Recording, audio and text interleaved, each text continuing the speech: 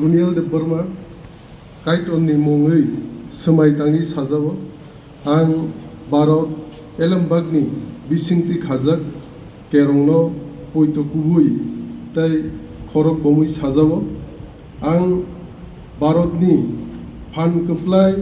तै कथालाय मुंनो नायकलै तनुनाय आं Tripura tribal areas अटोनोमास district काउंसिलनि चारिपां आदं अक्रानि सामुंनो जतनि बागैनो तांनाय भारतनि एलमबाग तै केरंनि बिसिंति किरिमा करै क्लाय एबा बाक्सानो